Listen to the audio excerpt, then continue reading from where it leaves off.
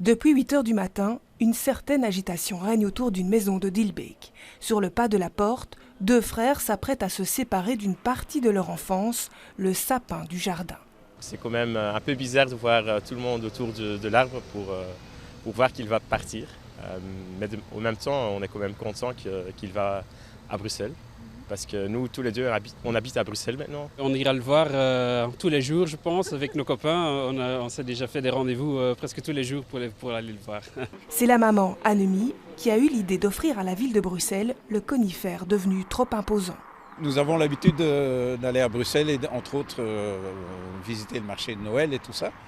Et ma femme a déjà plusieurs fois dit, tiens, en fait notre sapin ne ferait pas mauvaise figure comparé au sapin qu'on voit de temps en temps sur la Grand Place. Un sapin qui va donc parcourir à peine 10 km pour rejoindre la Grand Place. Un trajet aussi court, c'est une première, mais pour le pépiniériste chargé de le couper, la manœuvre n'en reste pas moins délicate.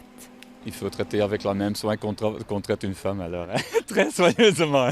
C'est le plus proche de Bruxelles qu'on a déjà vu. Oui, c'est toujours en Ardennes, mais maintenant, une fois, c'est une exception qu'on trouve un si beau sapin ici dans le coin. Les voisins, eux, ne veulent pas en perdre une épine. C'était une nouvelle pour nous aussi, oui. Et c'est que maintenant qu'on voit que c'est un très beau arbre.